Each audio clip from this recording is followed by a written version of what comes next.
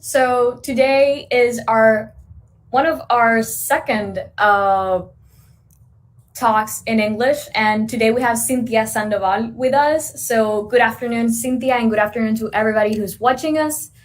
Cynthia is a paid media specialist. She is a pro in one of the best tools, in my opinion, for businesses, which is Facebook ads. And just for you to get to know Cynthia a bit, Cynthia has worked in the paid media industry with brands like Shark Tank, Capital One, and Atkins, getting them like 20 millions in return of investment. So that's kind of awesome. Cynthia. All right, so I'm muting myself now. Yeah. So Cynthia is going to talk to us about why Facebook is more than online advertising. And Cynthia, you can start. We're really happy to have you. Thank you so much for having me. I'm going to go ahead and share my screen. I'm just going to go through these prompts really quickly. Wonderful. Hope everyone is doing well. And sorry, my Spanish isn't so great, even though I am Hispanic. What a shame. So today we're going to talk about Facebook advertising, basically a crash course, you could consider it. Going to go over the blueprint to really build, launch, and scale 100 million plus revenue generating campaigns. And that's the idea of it. So a little bit about me. I've already been introduced, but just a little bit more insights. I am the founder of a boutique agency. It's called Cynthia's Marketing. We specialize in paid media, also retention, email marketing as well. We manage over, at this point, probably like 10 million in spend, which isn't crazy, but a lot of fun. We partner with ambitious, purpose-driven brands looking to scale their efforts profitably with paid media strategies that really go beyond the ads manager. I say that because I think of, and I look at the business holistically as opposed to just advertising. So I've earned my stripes working with advertising agencies, really big ones, really big companies, both corporate and then also mom and pop. I enjoy those a little bit more. I've worked with Damon John from ABC Shark Tank, generated over 20 million in revenue through advertising campaigns for brands like Capital One, as mentioned, Atkins, Shark Groups, and more recently Talkspace, which is a mental health company. They're an app, download it, it's awesome.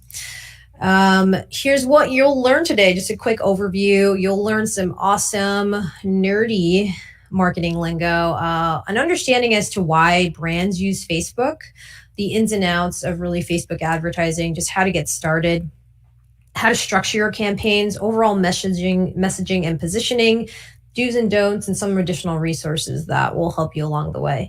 I do want to preface this. I might, say some things that you might understand. I don't exactly know what you don't know. Feel free to ask me any questions towards the end of the chat.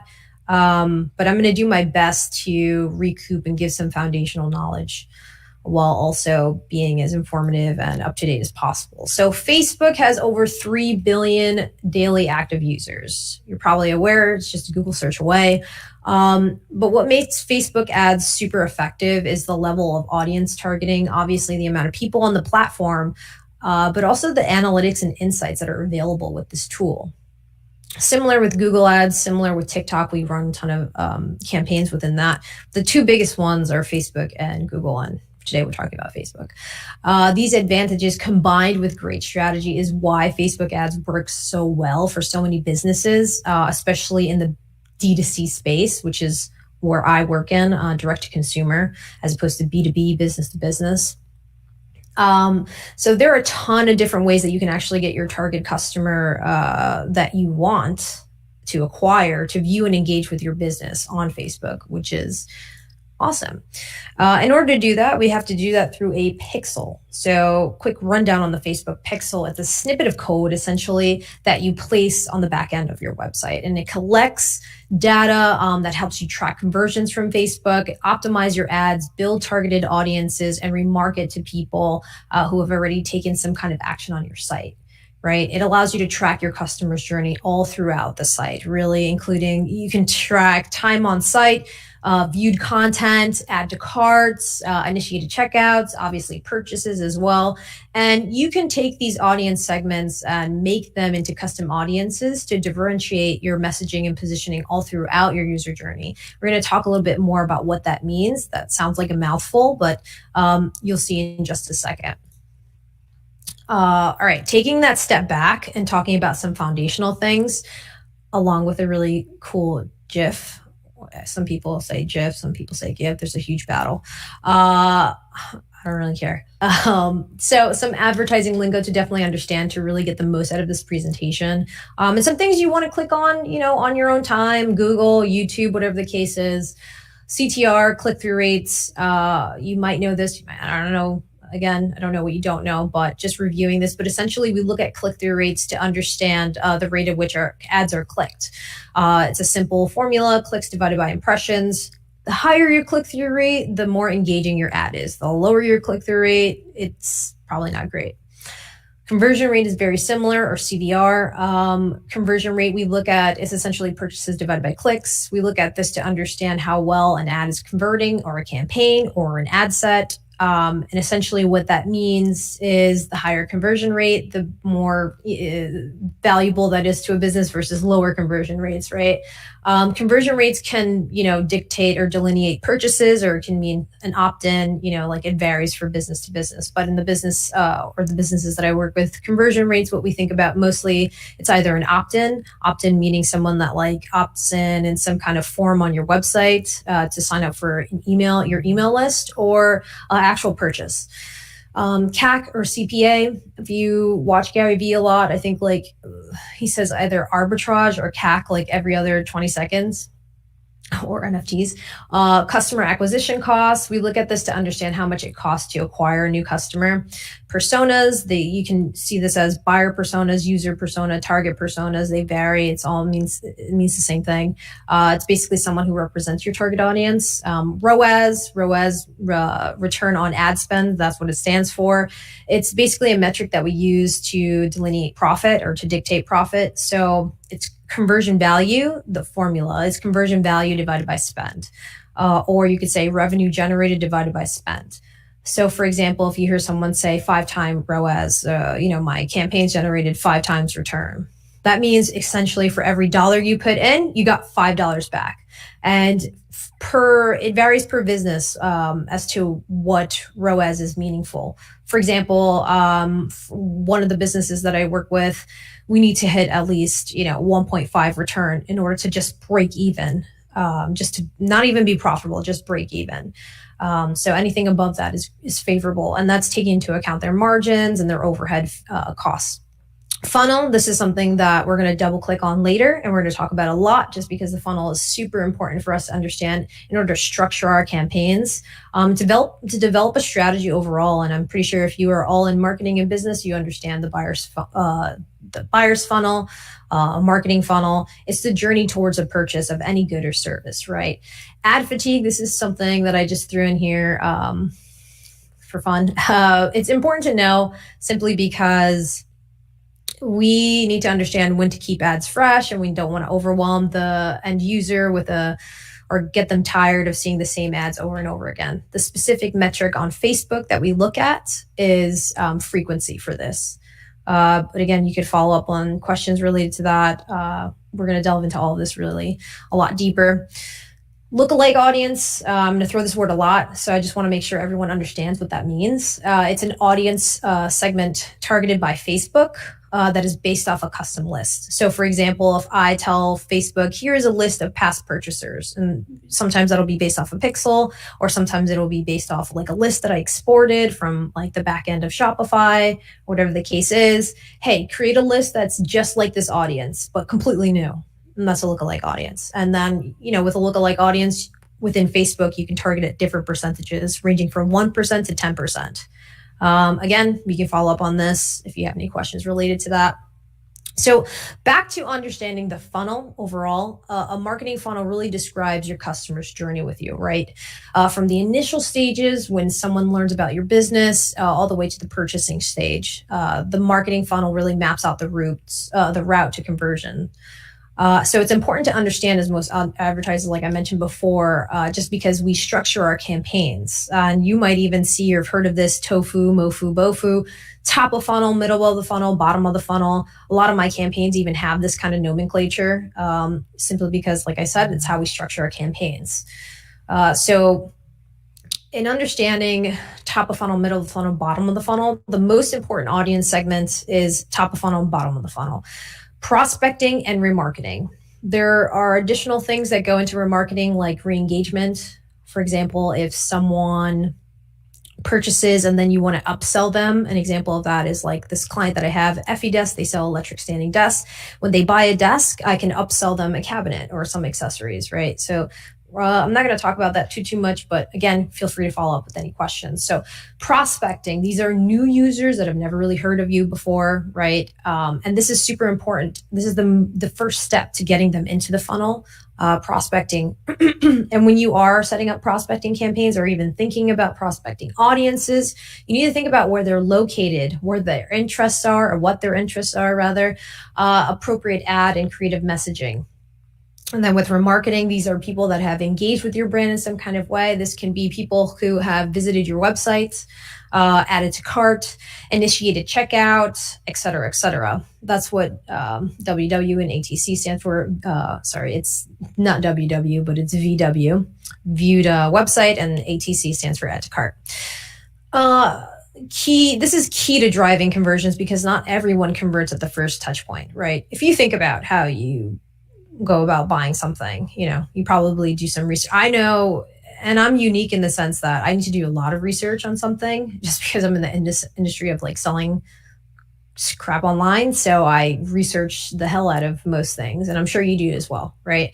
The first time you click on something, it's going to take you probably, don't quote me on this, I would say on average, like between 10 to 20 clicks to actually convert. So when you are thinking about remarketing, you want to consider appropriate ad creative messaging as well. So for example, what's going to get me to convert if let's say I'm in the mindset of buying a new electric standing desk. Well, I want a bigger one than the one that I already have. I thought I was going to sneeze for a second.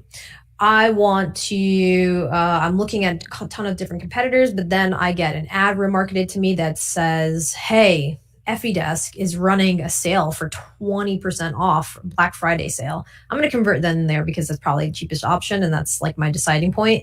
And I already researched them. I like them. Now I'm already in the mindset of buying, and now I'm going to convert. So that's why remarketing is so important. And then this is just an example. This is a client of mine as well. They sell ballistic helmets specifically for civilians and military personnel. It's basically bulletproof helmets, bulletproof depending on the actual bullet. The brand name is hardheadveterans.com, amazing company.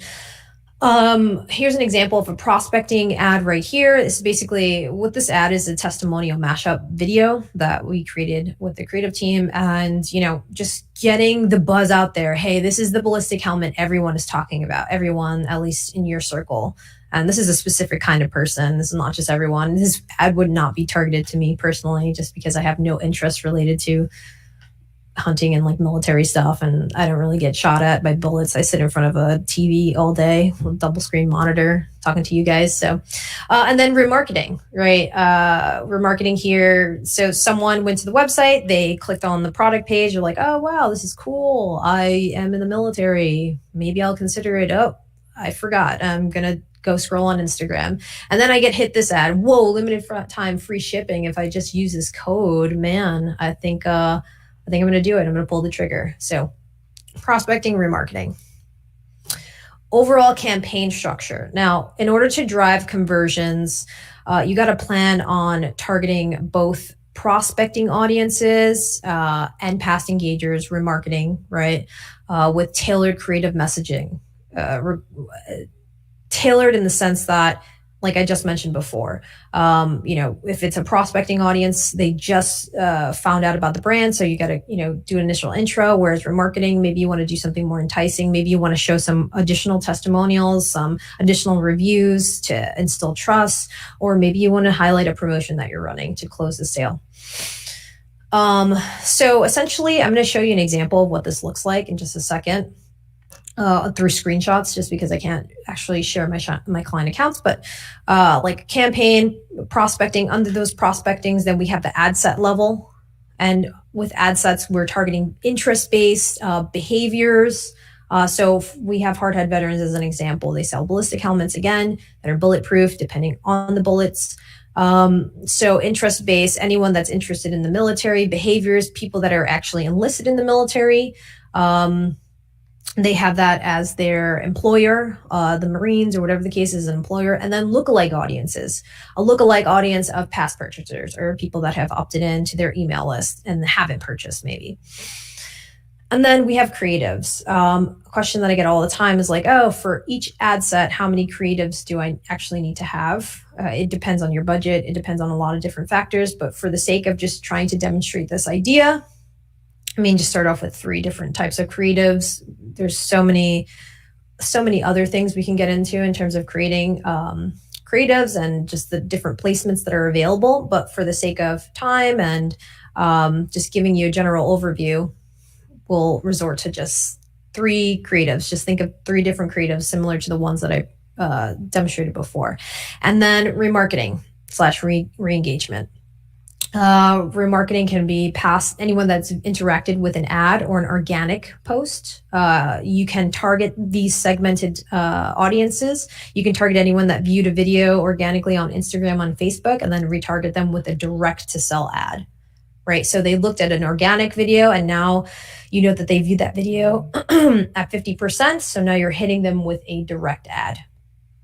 Cart abandoners, so anyone that went to your cart and then abandoned, right?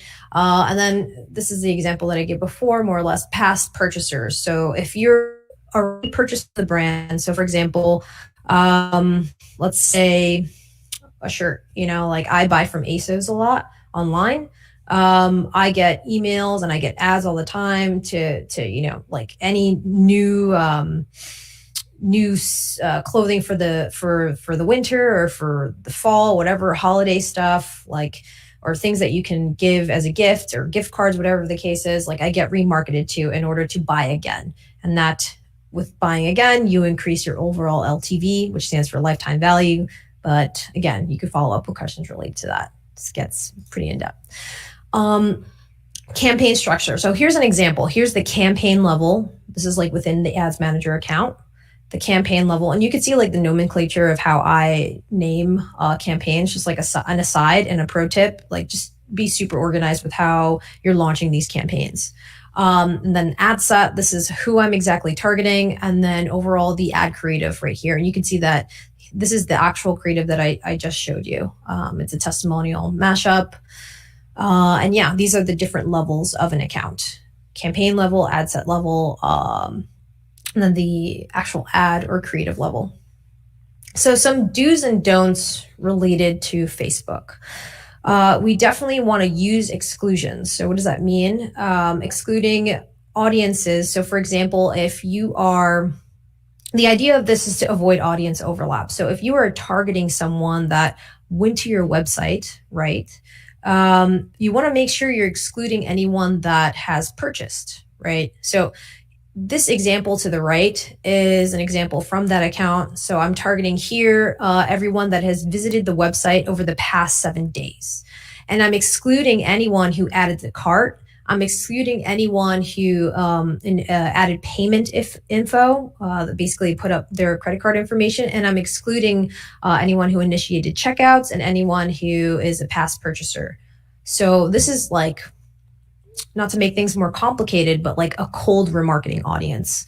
And maybe my messaging for this remarketing audience might be different for someone who did initiate checkout, but then didn't complete their order. They're that much more hotter of a lead, I guess you could say, as opposed to someone who just looked at the website and then dipped because they're just window shopping, whatever the case is. So make sure you use those exclusions. Understand your audience on a deeper level with using breakdowns, and you're able to dive really deeply into your audiences and gain insights on who exactly is converting and where they came from.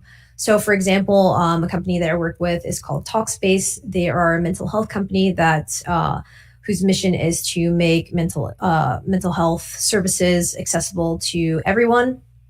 And so they have an app that allows you to talk to a therapist online, and you can receive psychiatric help as well as couples therapy. And so with Talkspace, one thing we notice is that most of our conversions are being driven by women. However, we have a higher conversion rate and high engagement with men. But unfortunately, Facebook is only showing that to women. So one of our objectives is to start breaking off those campaigns based on gender, just so that we can, one, tailor messaging a little bit differently, and also make sure that our budget is being used for the male audience segment, since Facebook is automatically throwing it over to female. So now we have to separate that out and make sure that budget's being used, and dudes can now see our ads as well, since we're getting such high conversion rates from them. So that's an insight that you can get just by looking at these different kinds of breakdowns that are available. Always test, always be testing, as I like to say. Create and test custom audiences and lookalike audiences to use for targeting, right? This is what it actually looks like when you choose a custom audience. You have different sources available. You can choose audiences based on website behavior, viewed content, viewed product pages, just went to your website, time spent on site, app activity if your client or you yourself have an app, customer list.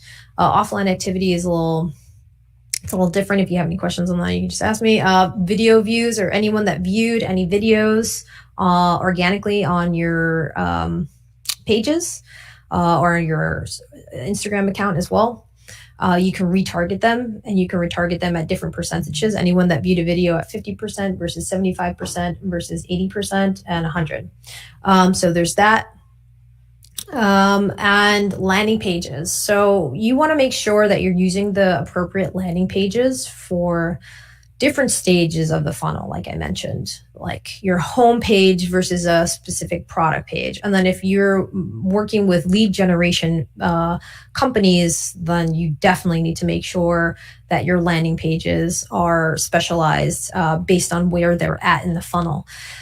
So for example, a prospecting campaign, someone that's never heard of this brand Phygital before, their brand, again, for context, they sell electric standing desks. I'm on one right now. I don't know if you can see this go up, and I can go down. Okay, all that good stuff. So for example, for a prospecting audience or prospecting, an ideal prospecting persona for Phygital would be, I would send traffic to the homepage just for them to get a general understanding of what we do. In this case, it makes sense simply because we have one signature product, which is electric standing desks, and everything else they're just accessories. Now, let's say that they're really into a specific desk, right? We have different types of desks, and we want to retarget to everyone that viewed the business desk, which is the medium desk. And we want to sell them, we want to hit them with a specific ad like, hey, complete your order, whatever the case is. You left this in your cart. Here's 10% off. And then also we want to send them directly to that landing page. Why? We want to avoid as much friction as possible. Send them straight to that landing page so it's easier for them to convert, right? So be mindful of sending them to the right landing page all throughout the user journey. Now, with optimizing and scaling, I oftentimes go back to using this framework, but I'm getting ahead of myself right now. So let's talk about what optimizing means exactly. So let's say you're at the point where you launched your campaigns, right? And you're trying to assess results overall. So when we optimize, that really means yielding results while cutting waste. So what can we do to improve the performance of our ads? That's what you're asking yourself, right? It's really the continued refinement of your creative, your audiences, your bidding, and your overall budget. And this differentiates, or this is different from scaling an account, for example. With optimizing, we focus really on small tweaks and adjustments to the ads you currently have running, and we optimize depending on spend and data generated, usually daily, weekly, monthly, even quarterly.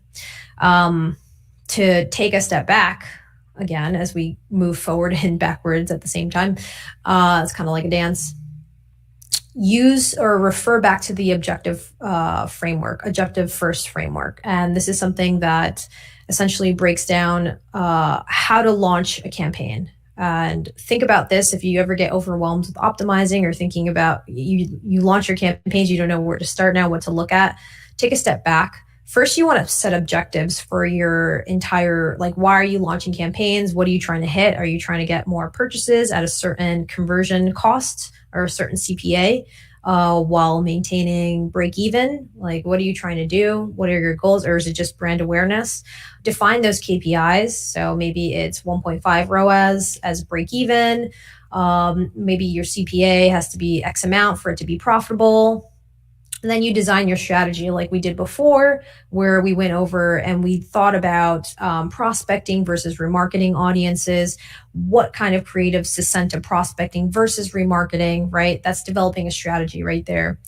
Then you launch and you measure your outcomes and you ask yourself, okay, were these results favorable? Were they profitable? Where are they moving? What are our click-through rates? Are our ads engaging? Are they yielding the results that we care about or that's important to the business? And then that's when we optimize our results, right? So just to recap everything and kind of put it in a bowl, or put a bow on it.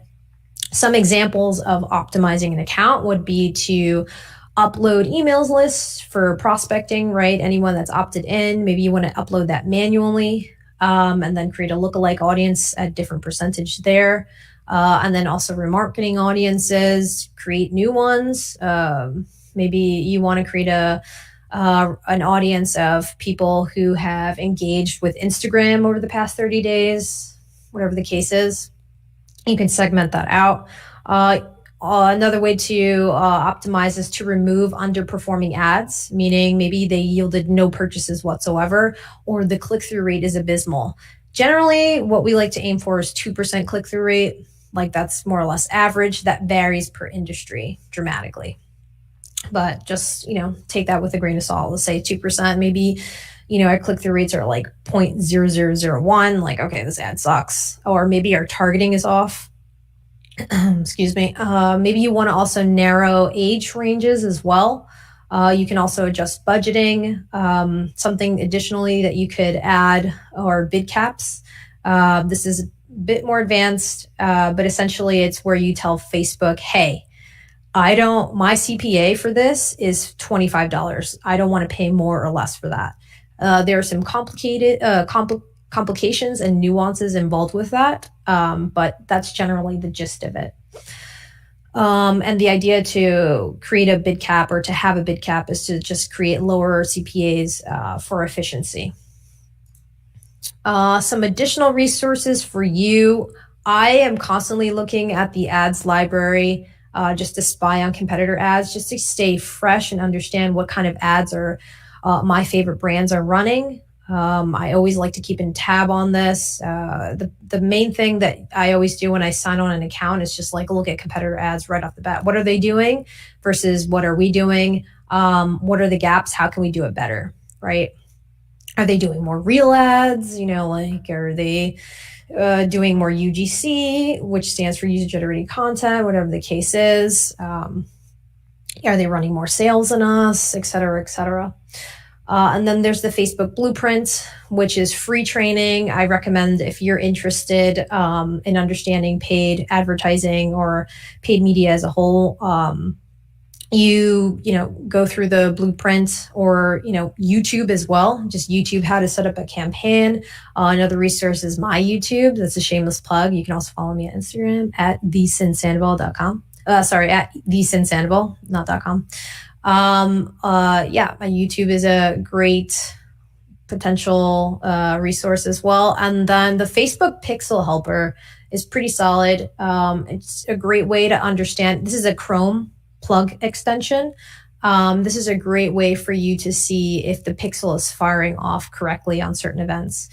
I've had some nightmare situations where the pixel isn't accurate. So when I inherit an account, and what I mean by inherit, like I'll have a new client and I'm looking at their accounts and I'm seeing like everything that's in the account isn't accurate simply because the pixel is firing off for the wrong events. So for example, a purchase was actually add to cart. So when Facebook said, hey, this is a purchase, someone purchased, it was actually an add to cart.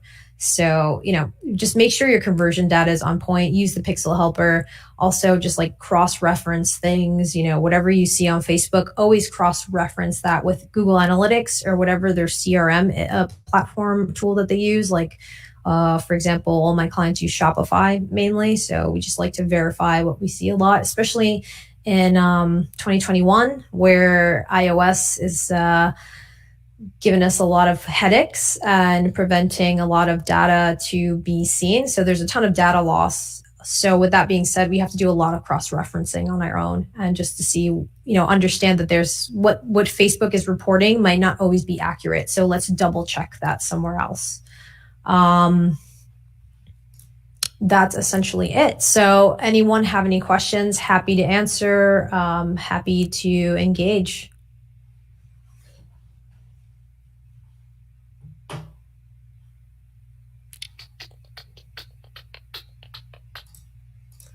Hello. So thank you so much. Wait, can you see me? Yeah. Okay, great. So thank you so much. So I was actually laughing quite a bit because somebody called you Miss Cynthia. Oh, wow. So formal. Yeah, they were like, good afternoon, Miss Cynthia. Good afternoon. And yeah, so I'm going to read you some of the comments that we have, and then I have a few questions. Yeah, of course. Okay, so we only the good ones, though. We don't have any bad comments. That's good. Yes. So first we have Eduardo that says, so like increasing efficiency. And going back to some of the techniques, Brianna said, good technique. Max says that that's very useful. It was super interesting, really cool. And Anna asked, what is your YouTube channel about? Ads. Go figure, right? Marketing, career, career in marketing, all that good stuff. I have to do more content, but I have some good stuff in there. I can throw you a link. Awesome. Yeah. And then just to comment on efficiency, right? I have a good example of that. So when you're scaling an account, sometimes, or rather when you're optimizing an account, you can optimize based on different goals, right? It can either be efficiency or it could be, brand awareness or like impression share or market share, as we say. So for example, with the brand Talkspace, what we care about right now more so than anything is efficiency. And that means lowering CACs. Whereas other brands around this time, like Q4, it's, if you're in the direct to consumer space, there's a lot of sales going on, Black Friday, Christmas, Thanksgiving, all that good stuff, Cyber Monday. Brands just want to take up space and they're spending very aggressively, like Target, Walmart, like the biggest brands out there. They just want to take up market share and they care more so about conversion volume instead of actual ROAS or profitability. So two different strategies, right? Efficiency versus market share. So we also have another question made by Max that says, what has been your biggest campaign yet? My biggest campaign? So that's hard to say just because we run campaigns like on a weekly basis. It depends also what you mean by biggest, like the most spends. I can say that, usually Q4. I guess thinking about, maybe like could be like your biggest client. Biggest client. I would say like I think there's a lag. Sorry. Go What were you ahead. saying? No. There's a bit of a lag. I keep talking over you. Yeah, I was gonna say that maybe he also like he means like, can you think of a campaign that has been like very difficult to reach results? All the time. All the time.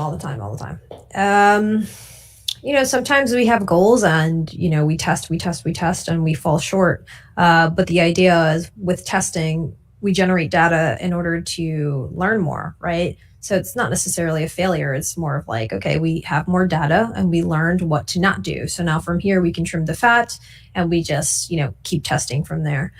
Plenty of campaigns that I've ran didn't yield any results that matter to the client, like purchases. And that's when we have to take a step back and assess whether or not there's a good product market fit for this client or for this product itself. Is there demand for the product?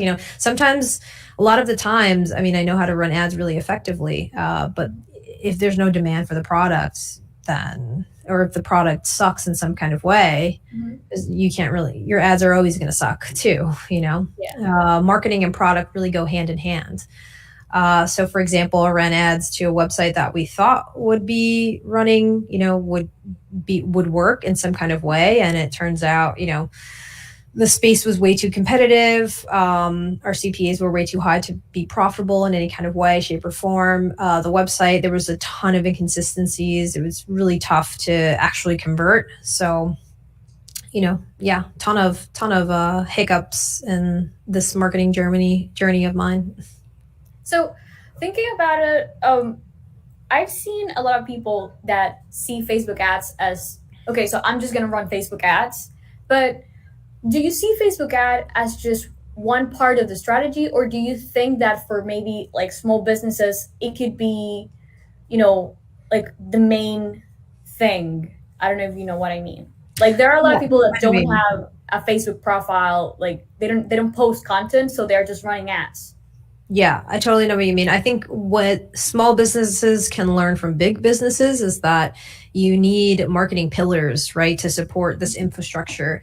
You need a strong understanding of SEO. Like ads is not for everyone, and most advertising, it's never great for super small businesses as well, just because of the poor infrastructure.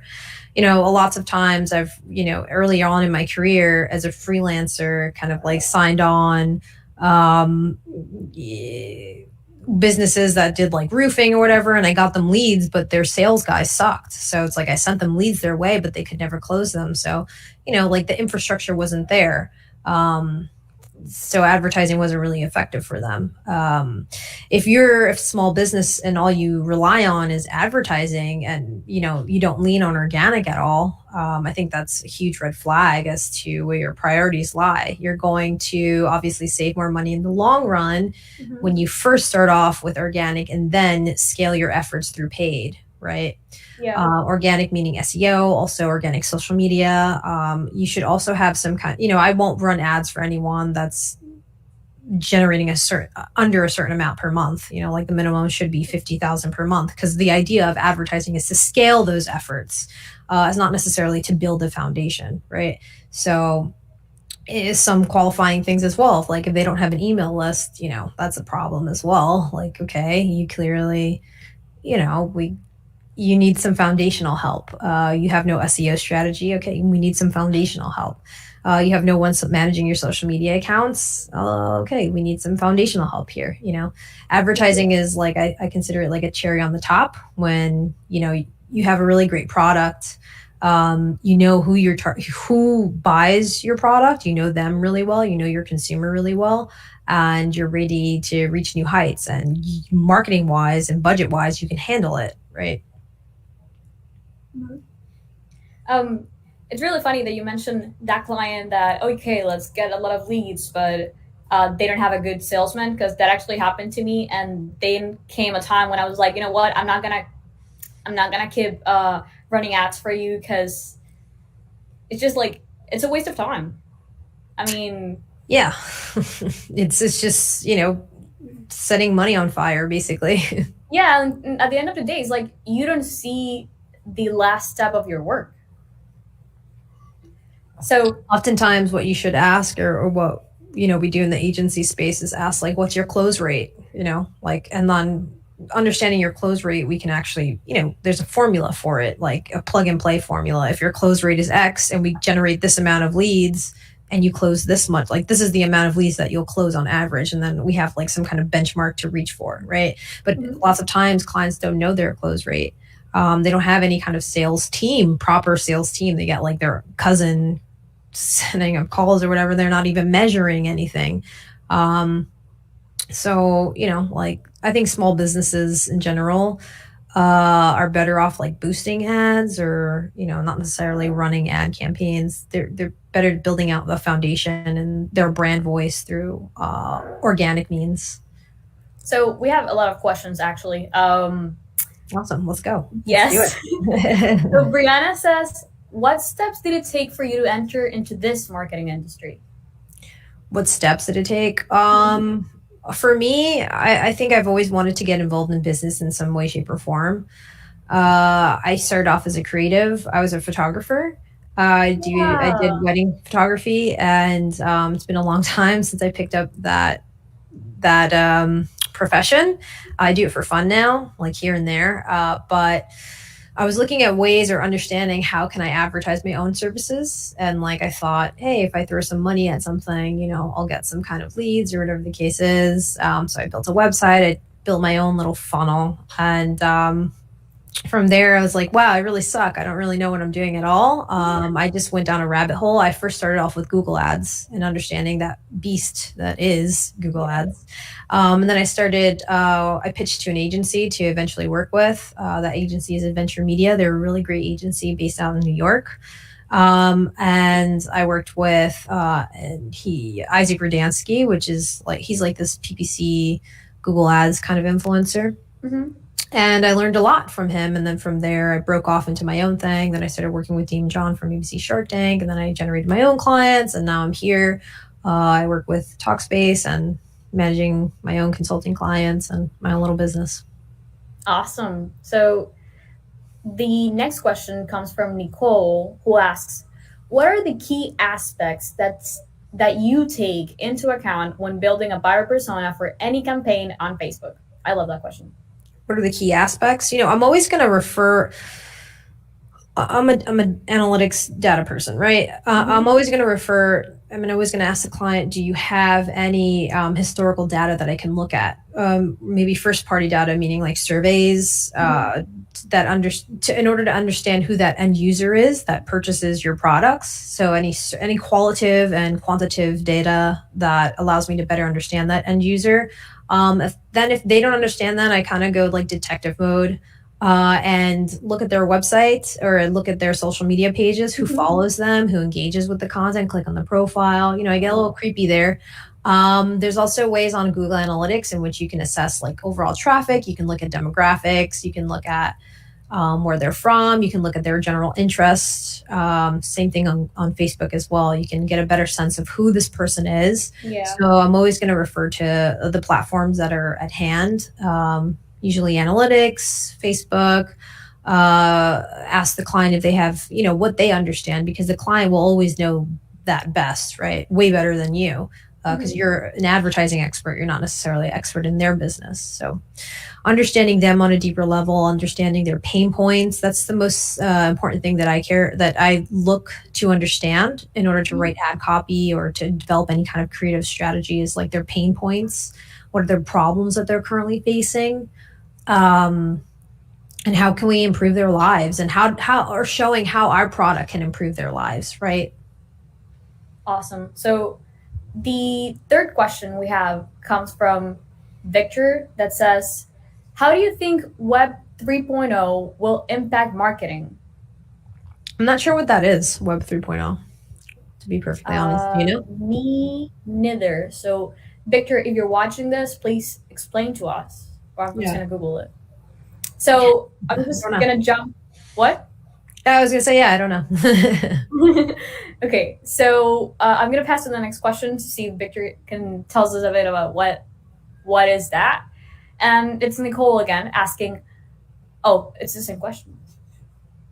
Yep. Yeah, she was, what are the key aspects that you take into account when building a buyer persona for any campaign? So, taking a little bit into what you were saying, I was going to ask you, what do you think it's the most key part when you're building an ad? Do you think, the ad creative, or do you think it's the technical part, like the budget and if you choose dynamic creative or the goal? Um, I don't know if you know exactly what I mean. Yeah, I know what you mean. The answer is all of the above, right? It's a concert. You're gonna have a really, we can't curse here, right? Or we have no. I'm not gonna. Okay, you have a really crappy. I'm not gonna curse. You're gonna have a really crappy concert experience if you just have one person just like right there playing the flute like for like 3 hours straight.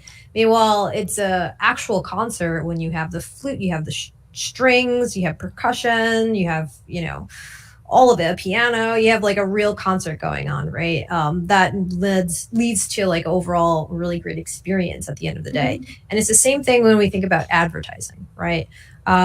If we don't have the right targeting, well, then the creative it doesn't matter, right? If the creative sucks, then the targeting doesn't matter.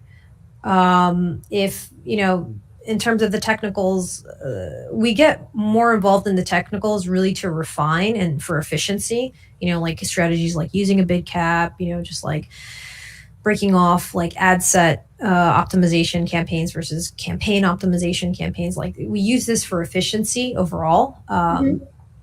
But it all works together in order to get to a specific goal. And we need to understand all of these levers so we can know when to pull it, when to close it, when to, we're giving a concert and we want to convey some real sadness. So we tell flute to shut up or whatever, and we get the harp, like we need to understand all of, we are maestros, you can say, as advertisers with this account. It's not as sexy and it's not as fun for sure. You're just like on a computer, just clicking away. But, all of it works together, and you need to understand how it works together in order for it to be successful and effective. Awesome. Yeah, definitely. I mean, you can break down all the ads you want and use all the features Facebook gives you, but at the end of the day, if you don't have if the content doesn't actually connect with the audience, I really don't think it will work as well. And maybe you have a great content piece or a great offer, but at the end of the day, if you don't know how to set it up, you won't probably reach the amount of people you want to reach. Exactly. Yeah. Okay, so Victor actually said about the Web 3.0. He said like AI and machine learning. So it would be I cannot find his question. So how do AI and machine learning will impact marketing?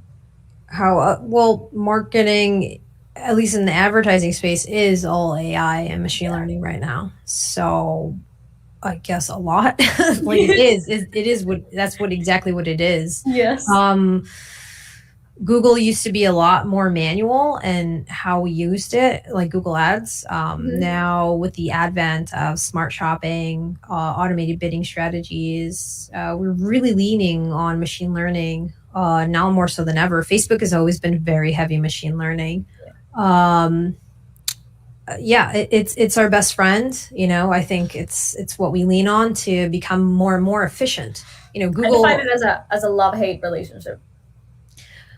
I can see how people see it's hate, but it's mostly love. Like it's just going to lead to more efficiency, and I'm able as an advertiser, I do less so I can focus on the overall creative strategy, the things that really matter at the end of the day. I don't want to focus every single day like how I used to when I first started with Google Ads, adjusting bids by 10%, lowering bids, increasing bids by 10%, lowering bids, increasing bids by 10%. Like, no, and now Google does it on its own when I select an automated bidding strategy, and honestly, it does it better than I ever did. Yeah, so. Beautiful.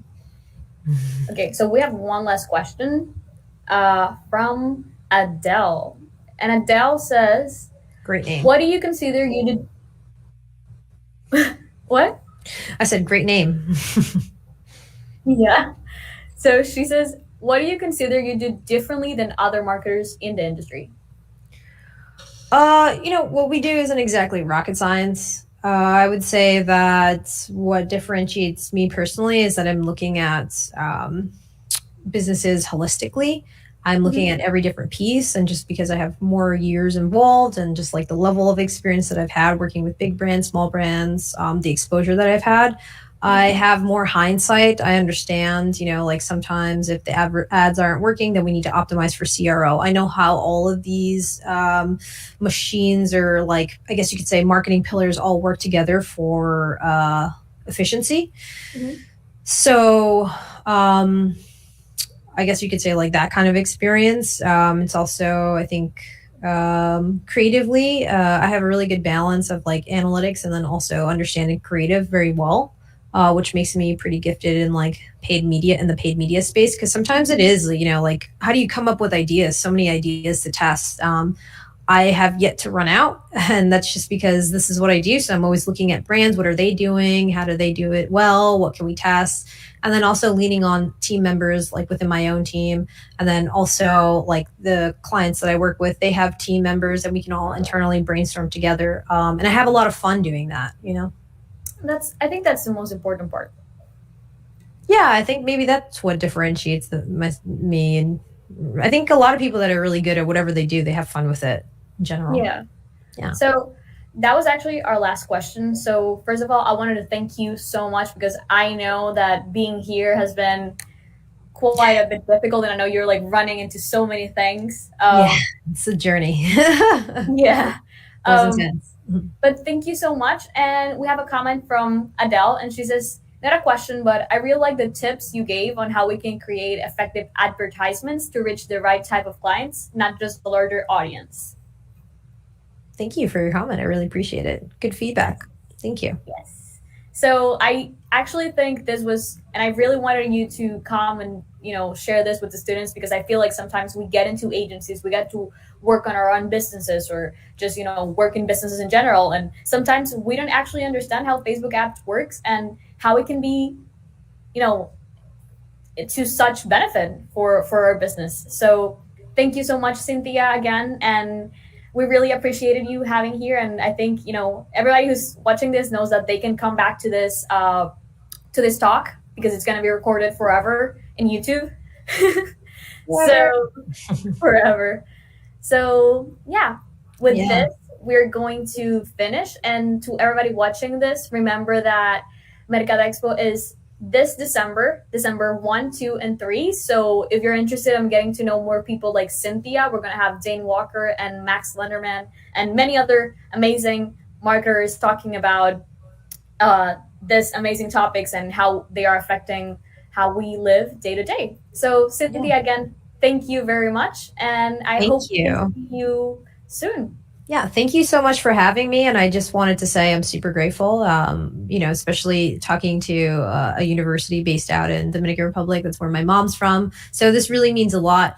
I just wanted to say if you have any additional questions, any career advice, like feel free to reach out to me by Instagram or YouTube. I don't know if you can put in my information wherever the case is. Um, but yeah, I'm an absolute open book and humbled by your comments, and thanks. So everybody's saying thank you on the chat, and so yes, Miss Cynthia. If you can find Cynthia as the Cyn Sandoval on Instagram in case you guys want to reach out to her and ask her any of your questions. And that's gonna be it. Thank you Yeah, so much, and I hope we can see you. Who knows, in the future or the near future. that'd be awesome. Thank you so Awesome. much. Always. Bye. Take care. Bye.